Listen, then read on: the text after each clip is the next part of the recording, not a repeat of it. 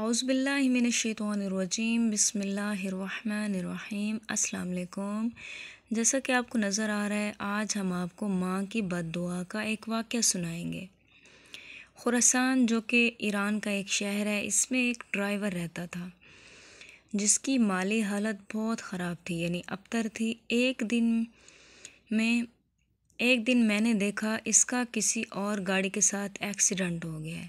یعنی جو اس کہانی کو بیان کر رہا ہے وہ کہہ رہا ہے کہ میں نے اس شخص کو دیکھا کہ اس کا ایک حادثہ ہو گیا ہے جس میں اس کا کافی نقصان ہو گیا ہے۔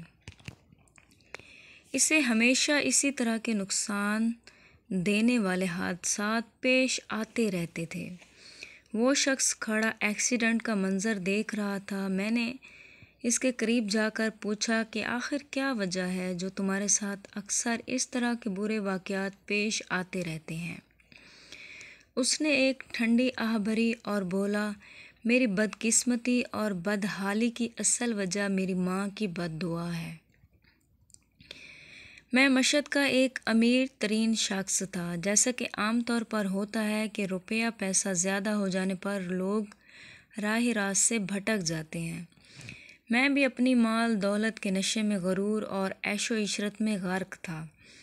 میں ایک ہی وقت میں کئی لڑکیوں سے شادی کرتا اور پھر کچھ عرصے کے بعد انہیں طلاق دے دیتا تھا۔ میری ماں نے مجھے اس کام سے منع کیا، یعنی میری ماں اس کام سے مجھے بہت منع کرتی، لیکن میں اس پر کوئی دھیان نہ دیتا۔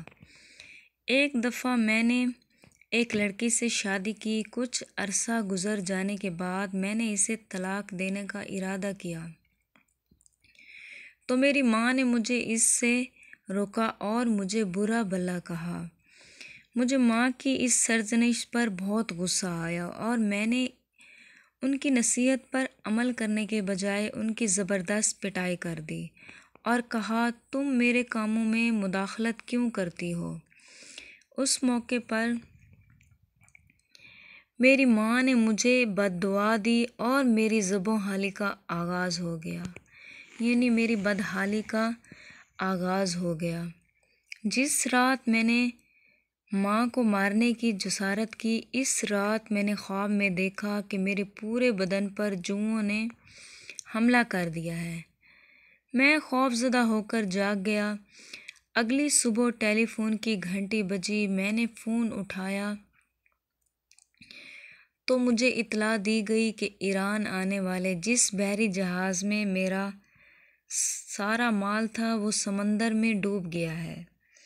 یہی میرا کل سرمایہ تھا۔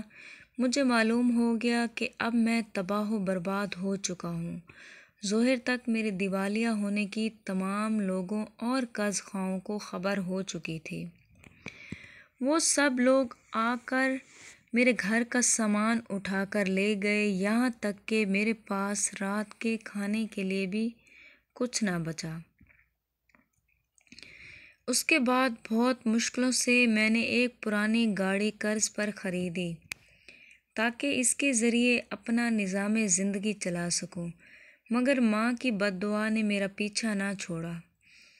میں ایک دن اپنی گاڑی سڑک کے کنارے کھڑے کر کے ٹائر والے سے پنچر لگانے گیا کہ اچانک کچھ فاصلے پر آتے ہوئے بڑے ٹینکر کے ڈرائیور کو دل کا دورہ پڑا اور وہ بے ہوش ہو گیا۔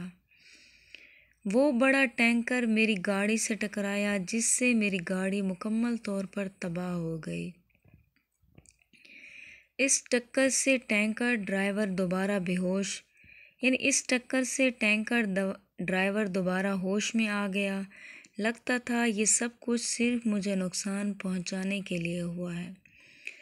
خلاصہ کلام یہ کہ جس رات میں نے ماں کو پیٹنے کے گھناؤنے فعل کا ارتکاب کیا تھا، اس کے بعد سے مجھے ہمیشہ اسی قسم کے حادثے پیش آتے رہتے ہیں۔